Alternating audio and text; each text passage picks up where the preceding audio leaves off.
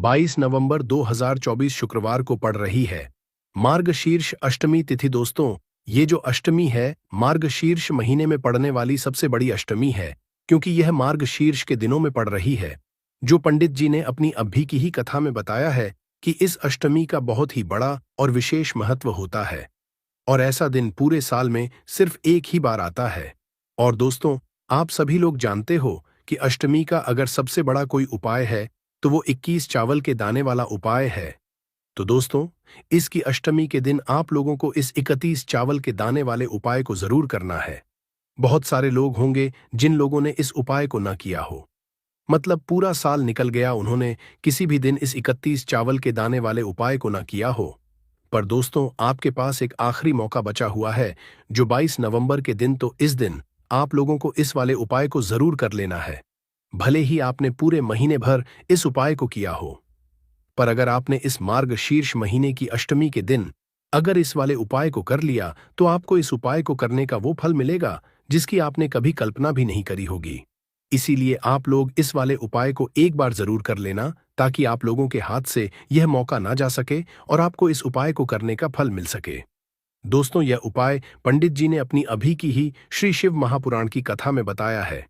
जिस उपाय को आज हम आपको बहुत अच्छे से समझाने वाले, इस वीडियो को देखने के बाद इस उपाय को समझने के लिए आपको कोई और वीडियो को देखने की जरूरत नहीं पड़ेगी। तो चलिए दोस्तों, उपाय को शुरू करते हैं। देखिए, यह इस मार्गशीर्ष महीने की शुक्रवार अष्टमी के दिन यह इतना खास होता है, इतना महत्वपूर्ण होता है। देखा गया है कभी कभी बड़े बड़े पूजा पाठ अनुष्ठान से जो मनोकामना पूर्ण नहीं होते, वो मार्गशीर्ष महीने के दिन एक छोटे से उपाय करने से ही आपकी मनोकामना पूर्ण हो जाती है। बहुत सारे लोगों ने इस उपाय को किया भी है और उनको इस उपाय को करने का फल भी जरूर मिला है। अगर आप लोग भी इस उपाय को करना चाहते हैं, तो आप इस उपाय को पहले अच्छे से समझ लेना, सुन लेना, उसके बाद करना। आपको इस उपाय का फल जरूर मिलेगा। और इस उपाय को कर लेने से आपके घर में चाहे किसी भी तरह की दुख और समस्या क्यों ना चल रही हो, आपको उसका कारण भी नहीं पता है कि दोस्तों ये समस्या किस कारण से चल रही है। उसका कुछ भी कारण हो सकता है, दोष हो सकता है, या किसी भी तरह का मंगल दोष भी हो सकता है। तो इस दिन आप लोगों को यह वाला उपाय कर लेना है। यह एक ऐसा उपाय है जिस उपाय को अगर किसी विशेष दिन पर किया जाए, तो दोस्तों उस विशेष दिन का जो है वह तो हमें मिलता ही मिलता है। पर हमने उस दिन पर इस उपाय को किया है तो हमें उससे भी बड़ा फल मिलता है, और फल बहुत जल्दी मिलता है, क्योंकि आप इस उपाय को बहुत ही बड़े और विशेष दिन पर कर रहे हो। तो चलिए अब उपाय के बारे में बात करते हैं। उससे पहले आप लोगों को यह जानना आवश्यक है कि आखिर यह उपाय किस समय करना है, किसको करना है और कैसे करना है। तो चलिए हम आगे आपको वीडियो में एक एक करके बता देते हैं। लेकिन उससे पहले, अगर आप लोग हमारे चैनल पर पहली बार आए हैं या फिर मेरी आवाज पहली बार सुन रहे हैं, तो हमारे चैनल को सब्सक्राइब जरूर कर लेना, और इस वीडियो को लाइक करके कमेंट बॉक्स में श्री शिवाय नमस्तुभ्यम ओम नमः शिवाय जरूर टाइप कर देना। तो दोस्तों, इस 38 चावल के दाने वाले उपाय को हमें इस अष्टमी के दिन कैसे करना है, किसको करना है, किस समय करना है और कहां पर करना है, ये सारे सवालों के जवाब आपको इस वीडियो में मिल जाएंगे। और जो ये वीडियो देखेगा दोस्तों, उसको 31 चावल के दाने वाला उपाय जरूर करना चाहिए, क्योंकि इस दिन एक चावल के दाने का भी बहुत ही बड़ा और विशेष महत्व होता है। और जब बात आ जाए 31 चावल के दाने की, तो ये पे सुहागा वाली बात हो जाती है, और ये एक बहुत ही बड़ा उपाय हो जाता है इस अष्टमी का। तो अब दोस्तों, इस 21 चावल के दाने वाले उपाय को आखिर करना किसको है, सबसे पहले हम लोग वो बात जान लेते हैं। तो देखो, घर की जो बड़ी माताएं बहनें होती हैं, उन माताओं बहनों में से कोई भी एक बड़ी माता बहन इस वाले उपाय को कर सकती है। और दोस्तों, अगर आप चाहें तो अपने घर में से सभी सदस्यों को भी इस उपाय को करवा सकते हैं। अब किसी व्यक्ति की खुद की कोई मनोकामना है, खुद की कोई दुख और परेशानी है जो कि वह अपने लिए ही करना चाहता है इस वाले उपाय को, तो वह खुद अपने लिए भी कर सकता है। बाकी अगर कोई घर में से ऐसा है जो कि अपने पूरे घर परिवार की सुख और शांति के लिए ये वाला उपाय करना चाहता है, तो दोस्तों वह भी कर सकता है। उसमें भी कोई दिक्कत वाली बात नहीं है। कहने का मतलब ये है कि इस उपाय को हर एक सदस्य भी सकता है, और पूरे घर परिवार के सदस्य के लिए घर की बड़ी माताओं बहनों में से कोई एक माता बहन भी कर सकती है। माताएं बहनें अगर घर में उपस्थित ना हो, या वो यह वाला उपाय ना कर पा रही हो, तो फिर घर का कोई बड़ा सदस्य भी इस 21 चावल के दाने वाले उपाय को कर सकता है। चाहे फिर वह पुरुष ही क्यों ना हो, उसमें कोई भी दिक्कत वाली बात नहीं है। अब दोस्तों, इस 21 चावल के दाने वाले उपाय को हमें करना कहाँ पर है? हमें इसे जी के मंदिर में जाकर करना है। बहुत सारे लोग प्रश्न करते हैं, हर एक उपाय को करते समय क्या हम इस उपाय को घर पर कर सकते हैं? तो इस वाले उपाय को आप घर पर नहीं कर सकते हो। इस वाले उपाय को करने के लिए आपको शिवजी के मंदिर ही जाना पड़ेगा। उसके बाद में दोस्तों, जो अगला प्रश्न निकल कर आता है वो यह आता है इस उपाय को लेकर कि आखिर इस उपाय को हमें किस समय करना है, सुबह के समय करना है कि शाम के समय करना है? तो देखो, वाले उपाय को आप लोग सुबह के समय भी कर सकते हो और शाम के समय प्रदोष काल में भी कर सकते हो। अब अगर आप पूछो कि दोस्तों, सबसे उत्तम समय कौन सा रहेगा इस 31 चावल के दाने वाले उपाय को करने का, तो हम आपसे बस यही कहेंगे कि इस उपाय को आप सुबह के समय करेंगे तो ज्यादा बेहतर होगा। बाकी अगर प्रदोष काल शाम के समय भी करेंगे तो भी अच्छा होगा, उसमें कोई भी दिक्कत वाली बात नहीं है।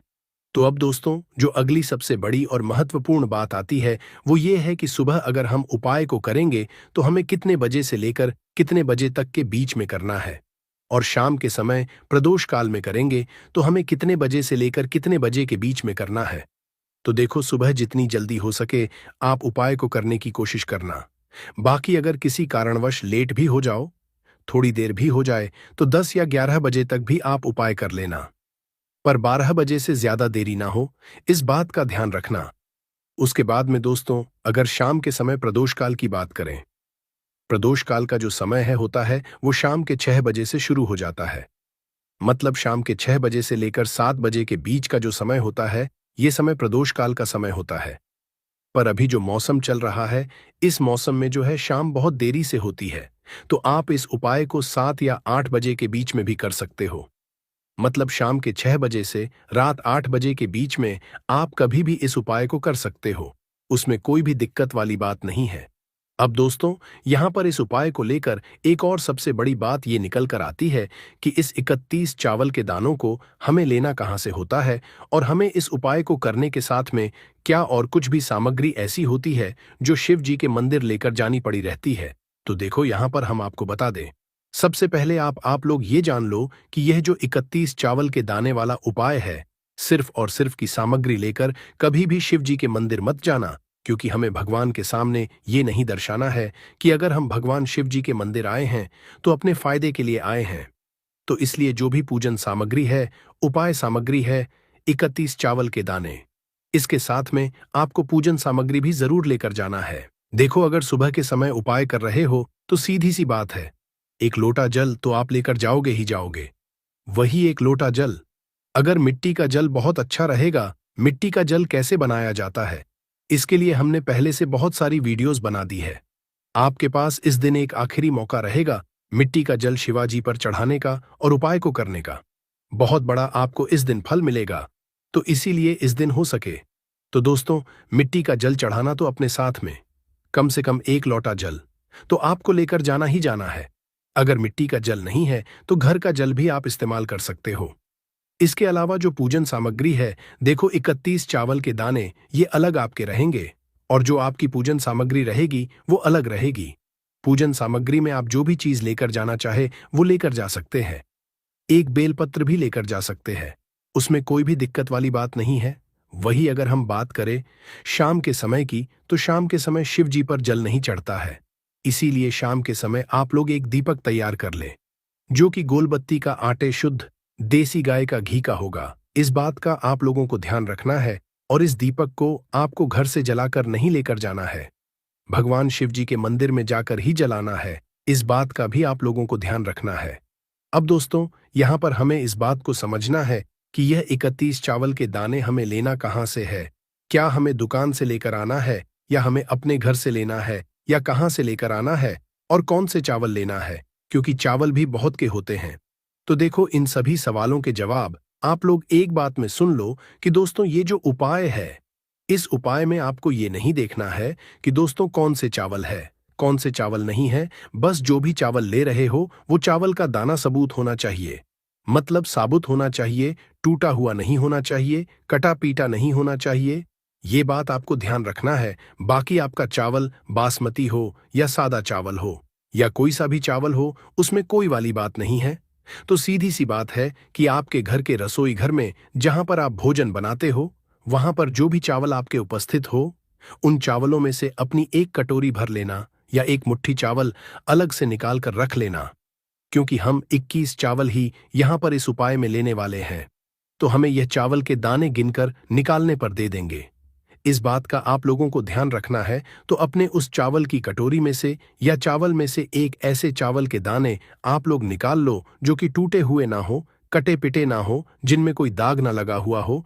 अच्छे साबुत चावल के दाने 31 दाने आप लोग निकाल कर रख लो और इन्हें किसी भी एक कागज की पूड़ियां में या किसी एक छोटी सी कटोरी में आप लोग रख लो, ताकि यह सुरक्षित रहे। आपके एक भी चावल का दाना इधर उधर ना हो और आपका उपाय भी पूरा अच्छे से हो जाए। तो दोस्तों, जैसे ही आपका उपाय की जो सामग्री है, 31 के दाने ये तैयार हो जाते हैं, उसके बाद मैं आपको जो भी अपनी पूजन सामग्री है सुबह के समय कर रहे हो, तो एक लोटा जल और एक बेलपत्र या पूजन सामग्री जो लेकर जाना चाहो उसकी भी तैयारी कर लेना।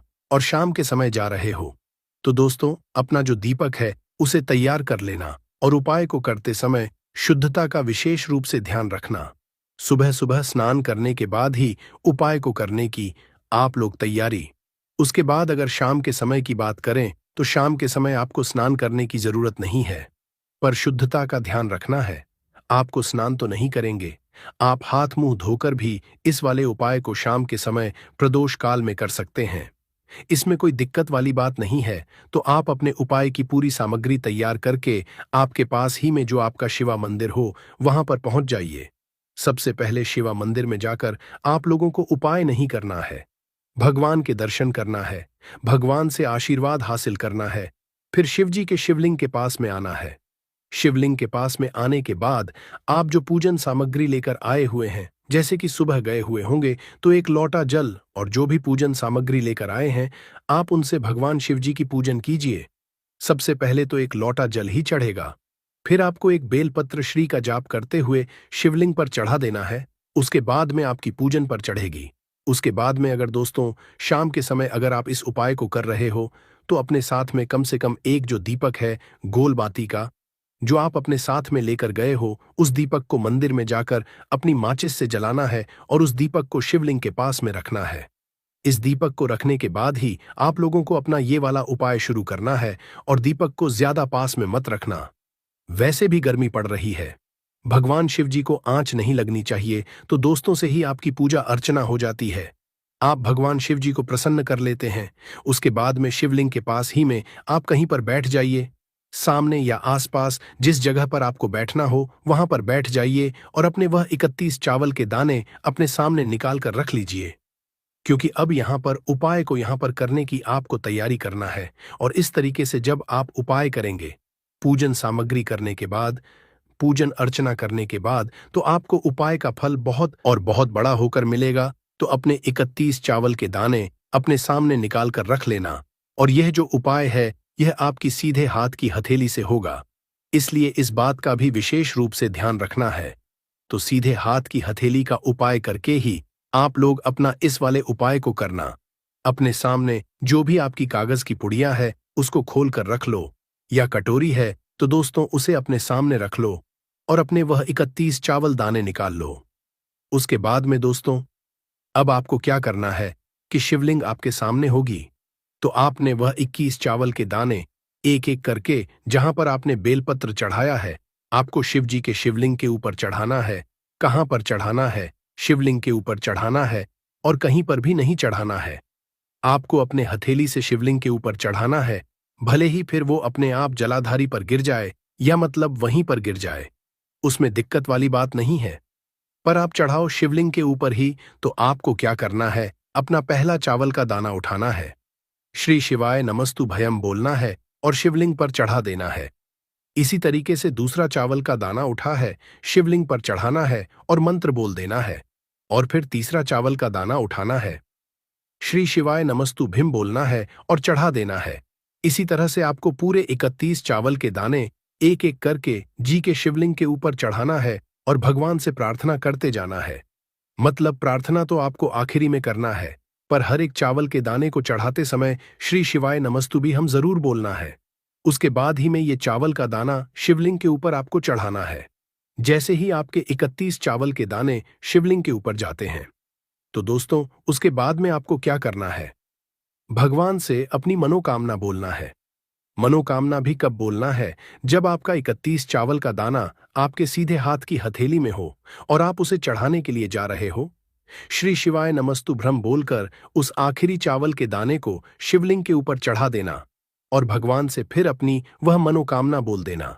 जिस मनोकामना के लिए आप लोग अपना यह वाला उपाय कर रहे हो, जिस भी दुख और परेशानी के लिए आप लोग अपना यह वाला उपाय कर रहे हो, उसके बाद में जैसे ही आप अपनी मनोकामना बोल देते हो, आपका यह वाला उपाय पूरा हो जाता है।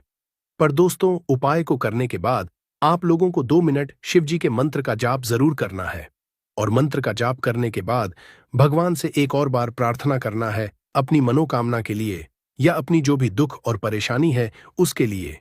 इसके बाद में आप लोग भगवान को देखकर, भगवान से प्रार्थना करके, उनसे आशीर्वाद लेकर वहां से उठ सकते हैं और अपने घर पर जा सकते हैं। बस दोस्तों, यहां पर ये वाला उपाय पूरा हो जाता है। इस तरीके से जो भी व्यक्ति छोटी छोटी चीजों का ध्यान हुए इस 31 चावल के दाने वाले उपाय को करेगा, निश्चित सी बात है उसे उसकी मनोकामना जल्द ही पूर्ण होगी और जो भी दुख और परेशानी है वो भी बहुत ही जल्दी दूर होंगे, तो वह उड़ जाएगा। और अक्सर हम पूजा में आरती के बाद, आरती के समय इसको उपाय करते हैं घर की दरिद्रता मिटाने के लिए और घर में सुख शांति और समृद्धि लाने के लिए हम इसका उपाय करते हैं। इसे जलाने से वातावरण में एक अच्छा सुगंध फैल जाता है और घर की नेगेटिव एनर्जी दूर हो जाती है और हमारे मन को शांति मिलती है। संस्कृत में इसे कर्पूर, हिंदी में कपूर और अंग्रेजी में कैम्फोर कहते हैं।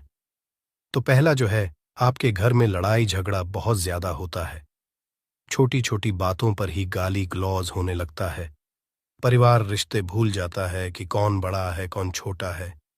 तो इसके लिए आपको क्या करना है? आपको एक कपूर का टुकड़ा ले लेना है। 1 पीस कपूर ले लीजिए। मार्केट में आपको 3 तरह के कपूर मिलते हैं। पहला गोलाकार का, दूसरा चौको आकार का, तीसरा भीम सैनिक कपूर मिलता है, जिसे हम डीला कपूर या देसी कपूर भी कहते हैं। तो आप कोई भी कपूर ले लीजिए, उसको 4 भाग में बांट दीजिए। एक कपूर के आपको 4 टुकड़े करने हैं। जरूरी नहीं कि आपका टुकड़ा बराबर बराबर भाग में टूटे, 19-20 भी हो तो कोई बात नहीं, 4 भाग में 4 भाग में होना चाहिए। बस अब आपका एक कपूर का पिस 4 भाग में बट गया। अब क्या करना है? जब भी आपके घर में लड़ाई झगड़ा हो, अगर आपके साथ होती है या आपके घर के किसी फैमिली मेंबर के साथ होती है, तो आपको क्या करना है? जिस भी घर में लड़ाई हो, जिस भी कमरे में लड़ाई हो, अक्सर या अगर हो हॉल में ही, तो उस 4 टुकड़ों को क्या करना है? जैसे समझिए कि आपके बेडरूम में लड़ाई हो रही है, तो आपको क्या करना? चारों टुकड़ों को लड़ाई हो रही है, हो जाने दीजिए, आप शांत रहिए। चाहे कोई भी पक्ष गलत हो या सही हो, आप शांत रहिए। आपको आगे आने वाले 2 स्टेप आपको आगे सोच के चलना है। जो आपको बोलने वाला है बोल लेने दीजिए, गाली गलौज जरा दे दीजिए, आप शांत रहिए। बस 2 मिनट सह लीजिए, झगड़ा समाप्त हो गया। अब आप कपूर के टुकड़े करिए, चारों टुकड़ों को। जिस घर में लड़ाई हुई उस घर के चारों कोनों में छोटे छोटे टुकड़े, इतने छोटे छोटे हैं आपको वो दिखेंगे, मतलब बहुत छोटे हो जाएंगे टुकड़े, आपके 4-4 में रख दीजिए। ठीक, तो आपने रख दिया इसको। अब आपको ये देखने में बिल्कुल ही बेकार सा लगेगा कि भाई ये कपूर का टुकड़ा 4 हमने कर दिए, ये हमारे घर के झगड़े कैसे रोक सकता है। पर कहते हैं ना कि देखन में बस एक कपूर के 4 टुकड़े कर देने से हमारे घर का कलह शांत हो सकता है, लड़ाई रुक सकती है। और ये एक बहुत ही असरदार उपाय है। ये उपाय बहुत ही तेजी से काम करता है। जब भी आपके घर पे लड़ाई झगड़ा होगा ना, तो आपको बस यही काम करना है। कुछ ही दिनों में आपके घर का माहौल बिल्कुल शांत हो जाएगा। घर के चारों कोनों का एक एक टुकड़ा रख देना है। जो भी आपके घर का गुस्सैल व्यक्ति होगा ना, वो जो आपके घर में झगड़ा करता होगा, आप देखेंगे 15 दिन के भीतर उसका जो दिमागी संतुलन है वो सही तरीके से हो जाता है और वह कभी भी झगड़ा नहीं करना चाहेगा। किसी भी परिवार के सदस्य से वो अगर झगड़ा करता होगा तो वह अब नहीं करेगा। हाँ, थोड़ा सा समय लगेगा, उसे पूरी तरह बदलने में, तो आप इस उपाय को करके देखिए, आपके घर का माहौल शांत हो जाएगा। अब दूसरा जो उपाय है, आपका दुकान है, पर आपकी दुकान पर ग्राहक अब कम होते जा रहे हैं, आपके काम में तरक्की नहीं हो रही है, या आप नौकरी करते हैं, आपकी नौकरी में तरक्की नहीं हो रही है, या आपको नौकरी की खोज है। नौकरी चाहे प्राइवेट हो या सरकारी हो, नौकरी नौकरी होती है, उससे हमारे घर का खर्चा चलता है। काम धंधा हो या नौकरी हो, उसके लिए ये उपाय आपका बहुत काम करता है। घर में अगर सुख, शांति, समृद्धि की आपकी कमी हो गई हो, आपके घर में पैसे रुपए नहीं बचते हो, आमदनी या ठानी और आपका 2-4 रुपया ज्यादा ही हो जाता हो, तो आपको क्या करना है? आपको करना, एक कांच का कटोरी ले लीजिए। कांच की कटोरी में आपको 7 पीस कपूर के डाल देने हैं, 7 पूरे के पूरे, 7 गोली कपूर की डालनी है, चाहे डालिए या गोल डालिए। 7 आपको कपूर डाल देना है, 7 पीस। फिर उसमें आपको मेडिकल पे आप जाएंगे तो आपको वो साइड साइज में देते हैं, वो नहीं, आपको फिटकरी लेनी है, जैसा गुड़ होता है ना, तो उस तरह का वो ढेला फिटकरी आपको किराना दुकान पे, राशन दुकान पे मिल जाएगा।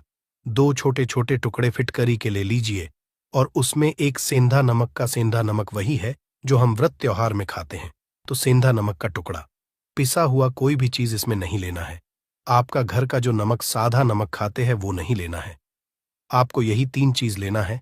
पहला है 7 पीस कपूर लेना है, दूसरा 2 टुकड़ा या 2 टुकड़ा आपको फिटकरी का लेना है, और 1 टुकड़ा सेंधा नमक का लेना है। इन तीनों को आप कटोरी में रख दीजिए और रख करके उसके ऊपर एक स्टील का या कोई ऐसा रखिए, छोटे छोटे स्टील का। तो आप उस कटोरी, कांच की कटोरी जब लेने जाएंगे तो उसी के साथ उसका साइज का भी ले लीजिए, अच्छा रहेगा। उस कटोरी को ढक देना है, आपने तीनों चीज डाल दिया इसमें और उसके बाद उसको ढक दीजिएगा। अब आपको क्या करना है, आप जहां भी कैश रखते हैं, आप चाहे दुकान के लिए करें या घर के लिए करें, ये सब के लिए एक ही चीज है। जहां पर भी अपना कैश रखते हैं, अगर घर में रखते हैं तो 100-50 रुपया, तो आपका कहीं ना कहीं तो आप रखते होंगे छोटे डब्बे में या कैसे भी करके, तो उसके समीप रखना है। डब्बे में आप नहीं रख सकते हैं, आपके पास उतना बड़ा डब्बा नहीं है, तो आप इस जो कटोरी, कपूर की जो कटोरी है जिसमें आपने रखा है, कांच की कटोरी, इसको उस डब्बे के पास रख दीजिए। घर में उस कैश के डिब्बे के पास आपको इस कटोरी को रख देना है जिसमें आपने ये तीनों चीजें रखी हुई। उसके बाद आपको क्या करना है, अगर आप इसको दुकान के लिए यूज करना चाहते हैं, दुकान में आप अपनी तरक्की चाहते हैं, आपके धन का कैश फ्लो आपका बढ़ता रहे, दुकान में ग्राहक आते हैं, तो आपका जो गल्ला है, जहां आपका कैश बॉक्स है, तो उसके बगल में कहीं अगर स्पेस है तो आप इसको वहां रख दीजिए, ढका हुआ है। अगर खुले में रखेंगे, अगर उसका नहीं लगाएंगे, तो कपूर क्या होता है, वो बहुत जल्दी उड़ जाता है। खुले में रहा तो ऐसे में आपको किसी भी स्टील का, आप इसको चाहे तो, आपका गल्ला बड़ा है, कैश बॉक्स बड़ा है, तो आप इसको कैश बॉक्स के अंदर भी रख सकते हैं। ये धन को खींचने का काम करता है, एक मैग्नेट है जो धन को अपने तरफ में खींचता है। अब इसे किस दिन करना है, आपको ये उपाय किसी भी शुक्ल पक्ष के शनिवार से प्रारंभ करना है। महीना चाहे कोई भी हो, सावन भादो जो भी हो, आपको किसी भी शनिवार को करना है, किसी भी महीने के शुक्ल पक्ष के शनिवार को करना है। उसके बाद आपका जो ये कटोरी है, जैसे दिन हो या 1 महीना हो जाए जब आपका कपूर उड़ जाए, क्योंकि सेंधा नमक उड़ेगा नहीं और फिटकरी आपका उड़ेगा नहीं, कपूर ही एक उड़ने वाला पदार्थ है। तो जब कपूर उड़ जाए, तब आपको क्या है, फिटकरी का टुकड़ा है, वो सेंधा नमक का जो टुकड़ा है, वो इन दोनों को बहते हुए जल में डाल दीजिए और फिर से आप इस उपाय को शनिवार को चेंज कर दीजिए। मतलब अगर आपने देखा कि कपूरी या कटोरी का कपूर उड़ गया है, तो आप शनिवार को ही, तब उसमें रिपीट जब करेंगे तो आपको शनिवार को ही करना है, पर उसमें शुक्ल पक्ष ये सब नहीं देखना है, क्योंकि आपने पहले शुक्ल पक्ष से इसको स्टार्ट कर दिया है। आप हर महीना, हर शनिवार को आप इसको बदलते रह सकते हैं। आप देखिए, हफ्ते में बदल लें या फिर 15 दिन पे या फिर 1 महीने पे, आप इसको बदल सकते हैं। जो ढीला कपूर, ये ढीला फिटगिरी है और सेंधा नमक है, इन दोनों को बहते हुए जल में डाल दीजिए। अगर आपके आसपास, अगर फ्लैट में आप रहते हैं, शहरों में रहते हैं, तो बहते जल की सुविधा तो उपलब्ध नहीं होगी, तो आप इसे क्या कीजिए, आप बैल्कनी में कोई पेड़ पौधा होगा तो वहां पर, या फिर आप ऐसा कर सकते हैं, एक बर्तन में पानी ले लीजिए उसमें इन दोनों को डाल दीजिए। अब ये 8-10 घंटे में पूरा मतलब ये जो दोनों टुकड़े हैं वो गल जाएंगे उस पानी को। आप अपने बेसन में डाल करके बहवा दीजिए, खत्म हो गया। और फिर शनिवार को आप इन तीनों चीजों को डाल करके कटोरी में रिपीट कर लीजिए। आप विश्वास नहीं करेंगे, महीने में 4 या 5 शनिवार होते हैं, ना तो हर शनिवार को नहीं कर सकते हैं। कीजिए, जब कपूर उड़ जाए तभी कीजिए। ये उपाय आपके घर या दुकान में गजब की तेजी लाता है। आपका बिजनेस जहां पर भी है, जहां भी आपका गल्ला है, वहां पर आप इसे ढक कर रख दीजिए। आपका बिजनेस बहुत तेजी से चलता है। एक बार करके तो देखिए, आप खुद देखेंगे कि महीने भर के अंदर दुकान में इतनी तेजी आएगी, इससे इतने तेज ग्राहक आते हैं, आप देख के आश्चर्यचकित रह जाएंगे कि ये हो क्या रहा है। ठीक। अब तीसरा जो उपाय है वो है आपको प्रतिदिन सुबह और शाम घर के मुख्य द्वार के चौखट के ठीक बाहर आपका जो रूम है, आप गांव में हैं, शहर में हैं, फ्लैट में, आपका एक मुख्य दरवाजा होता है। तो मुख्य दरवाजे के बाहर आपको इस उपाय को करना है। करना क्या है, आपको सुबह और शाम दोनों समय आपको कपूर की एक एक टिकियां जलानी है। मतलब सुबह में 1 पीस कपूर जला दीजिए और शाम को 1 कपूर जला दीजिए। सुबह में सूर्योदय के समय अगर आप इस उपाय को 8 बजे 9 बजे सुबह में करते हैं तो ये कोई फायदा नहीं करेगा। सूर्योदय मतलब कि जब सूर्य भगवान की लालिमा रहती है, सूर्य भगवान पूरे ना होंगे, तब जब सूर्य भगवान लालिमा रहती है, मैक्सिमम 6 साढ़े 6 बजे के टाइम के आसपास आपको इसको करना है। नहा धो लीजिए, फ्रेश हो जाइए और उसके बाद घर में आपने धूप बत्ती दिखा ली और घर के चौखट के बाहर अपने मतलब तुरंत बाहर नीचे कपूर एक रख दीजिए और उसको जला दीजिए। बस ही करना है। और शाम को गोधूली बेला, जब ना तो दिन रहे ना रात रहे, उस समय पर घर में पूरे घर में कपूर का दिया दिखाएगा, कपूर या घी का दिया दिखाएगा। एक चीज की आपको सावधानी बता देता हूं, आप अपने पूजा में कभी भी अगरबत्ती का उपाय मत करिएगा, लोहबान का उपाय मत करिएगा, क्योंकि इससे हमारे धर्म के हिंदू देवी देवता जो है वो रुष्ट हो जाते हैं, हमारा घर छोड़ देते हैं। लोबान का उपाय भूत प्रेतों को जगाने के लिए किया जाता है। तो याद रखिए, आपको घर में लोबान और अगरबत्ती ये दो नहीं जलानी है, तो शाम के टाइम पर भी आपने कप और जला दिया। बस यह उपाय आपको क्या करेगा, इसका रिजल्ट आपको जानना होगा। इस उपाय से आपके घर में कभी भी धन की कमी नहीं होगी, आपके घर में हमेशा बना रहेगा और आपके घर में हमेशा सुख शांति और समृद्धि बनी रहेगी। आपका परिवार जो है वो हैप्पी रहेगा। अगला जो उपाय, अगर आपको अपने ही घर में डर लगता हो, कहते हैं ना कि मतलब कि घर का कोना काटने को दौड़ता हो, घर का बच्चा हो या परिवार के कोई भी लोग हो, अगर आप अपने ही घर में डर जाते हैं या सोते सोते अचानक से डर लगने लगे, तो आपको क्या करना है, प्रतिदिन सुबह और शाम को आपको ये उपाय करना है। आप जब भी सुबह में पूजा करते हैं घर में, तब आपको इस उपाय को करना है। पूजा करने के बाद आप 1 पीस कपूर ले लीजिए, उसे आप घी में डूबा लीजिए और उसे जला करके उसका धुआं पूरे घर में A to Z घर में हर कमरे में उसका धुआं करते रहिए। इस उपाय के 2 लाभ है क्या क्या। पहला तो आपके घर की जो नेगेटिव एनर्जी है वो बाहर निकल जाएगी, और दूसरा कि रोज कपूर की आरती पूरे घर में दिखाने से घर में देवी देवताओं को हमेशा वास बना रहेगा और आपके घर परिवार पर हमेशा भगवान का आशीर्वाद बना रहेगा। तो परिवार जब भगवान के आशीर्वाद के नीचे रहेगा तो वो खुश रहेगा ही रहेगा। घर में किसी का जादू टोना लग ही नहीं सकता है। और इसके साथ ही आपको क्या कर लेना है, आप 2 कांच की छोटी छोटी कटोरी लेते आइए और दोनों के भी लेते आइए। स्टील का एक आता है, वो भी ले लीजिए। दोनों कटोरियों में 2-2 पीस का फूल रख लीजिए और स्टील के से ढक दीजिए। अब एक कटोरी को अपने रूम की खिड़की पर रख दीजिए और दूसरी कटोरी को शौचालय की खिड़की पर रख दीजिए। थका हुआ रहेगा तो वो लगभग आपका 1 महीना आराम से चल ही जाता है। पर अगर वो जब उड़ जाए तो आप उसमें 2 पीस नए कपूर डाल दीजिए। हम सभी जानते हैं कि हम घर में कपूर जिस घर में सुबह और शाम जलता है तो वहां पर नेगेटिव एनर्जी नहीं आती है और ना ही उस घर में किसी भी तरह की अकाल मृत्यु होती है और ना ही इस घर में दुर्घटना होती है। तो आपको ये उपाय कर लेना है। अगला जो उपाय है, जब आप रात को सोने जाएंगे, जब भी आप रात को सोने जाए तो सोने से पहले 1 पीस कपूर अपने कमरे में जरूर जला करके सोइए। हम सब चाहते कि हमें हमारे मन की शांति मिले। आज के भाग दौड़ भरी जिंदगी में हम जब काम पर से वापस आते हैं, ना तो टेंशन ही रहता है, ऑफिस की टेंशन, बॉस की टेंशन, हर तरह की टेंशन होती है। दिन भर आदमी हो या औरत हो, सबको टेंशन होती है। जो लोग भी नौकरी करते हैं या किसी भी तरह का काम धंधा हो, चाहे आपका बिजनेस ही हो, आप टेंशन में आते हैं तो आप रात को बिना टेंशन के, बिना किसी दिमागी प्रेशर के सोना चाहते हैं। तो आपको रात के समय खाना पीना आपने खा लिया है। उसके बाद जब भी आप रात को सोने जाते हैं तो अपने घर के जिस रूम में आप सोएंगे, उस कमरे में किसी भी कोने में एक पीस का पूरा जला दीजिए। बस उसके बाद आप सो जाइए। सुबह आप खुद को बहुत तरोताज़ा महसूस करेंगे और बेटर फील करेंगे। आप अपने आप को तरोताज़ा पाएंगे तो आपके अंदर एक पॉजिटिव एनर्जी बनी रहेगी।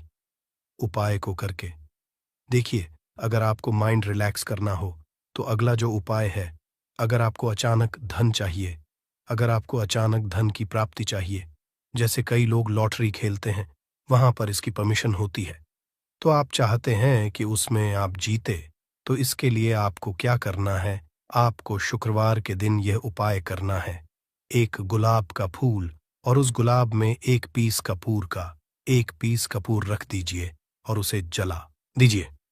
गुलाब जल जाएगा। अब जो जला हुआ गुलाब का फूल है उसे दुर्गा माता को चढ़ा दीजिए। अपने घर में ही करना है इस उपाय को, मंदिर में नहीं।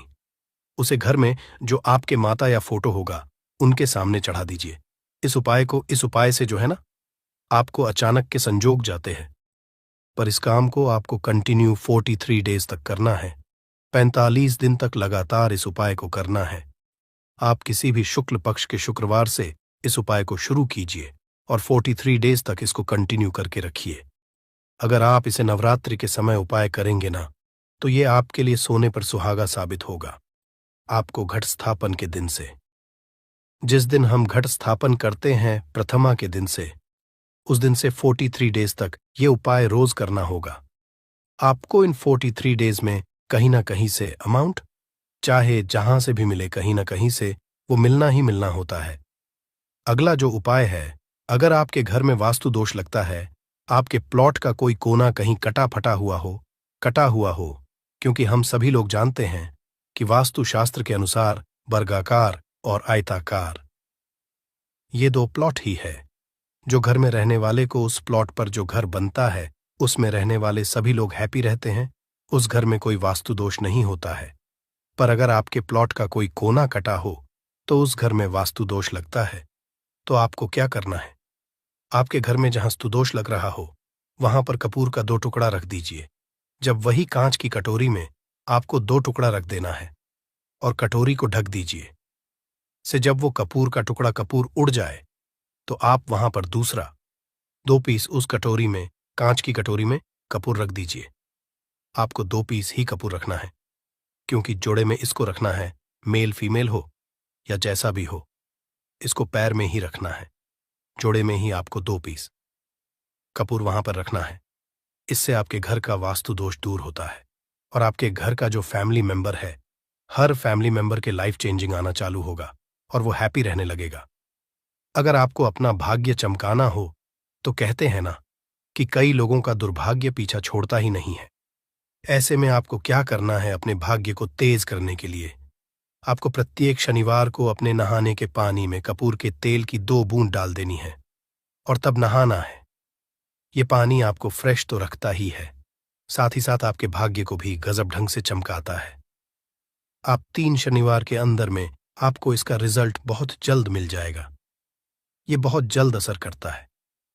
एक शनिवार आपने नहा लिया, दूसरे शनिवार नहाइए, तीसरे शनिवार तक में आपको कहीं ना कहीं से खुशखबरी मिल जाएगी। तो इसको पूरे लाइफ टाइम आप इसको कर सकते हैं। इसको ये नहीं है कि हमें 1 महीना करना, 2 महीना करना है। आप लाइफ टाइम प्रत्येक शनिवार को कपूर के 2 तेल की 2 बूंदें डाल करके बाल्टी के पानी में और नहा लीजिए। भाग्य आपका तेज रहेगा तो चारों तरफ से आपको खुशियां मिलेंगी। न ये उपाय पति पत्नी के बीच की अनबन को दूर करने के लिए है। अगर पति पत्नी में हमेशा नोक झोंक चलती रहती है या दोनों में पटरी नहीं मिल रही है, तो आपको क्या करना है? अगर आप पति हैं, देखते हैं कि आपकी पत्नी आपसे रूखा व्यवहार करती है, आपके ऊपर ध्यान नहीं देती है, तो आप इस उपाय को कर सकते हैं। और आप पत्नी हैं, आप ये देखती हैं कि आपका पति आपके ऊपर ध्यान नहीं दे रहा है, तो आप इसे पति को सुधारने के लिए भी कर सकते हैं। अब करना क्या है दोनों जन के लिए मैं बोल रहा हूं। रात को सोते समय पत्नी अपने पति के तकिए में, रात को सोते समय पत्नी अपने पति के तकिए के नीचे, तकिया जो है, तकिए के नीचे जो आप सिंदूर लगाती है, ना जो मांग में सिंदूर करती है, उस सिंदूर में से थोड़ा सा सिंदूर ले लीजिए, एक चुटकी एक कागज की पुड़िया बना दीजिए और पति के नीचे रख दीजिए। ये उपाय पत्नी को करना है अपने पति को सुधारने के लिए। आपने तकिए के नीचे रख दिया पति के पुड़िया को। अब जब सुबह आप जब उठ गए तो उस पुड़िया को घर के बाहर किसी मंदिरा, किसी पेड़ पौधे के नीचे उस पुड़िया को रख दीजिए। ठीक यह उपाय आपको 7 दिन तक कंटिन्यू करना है।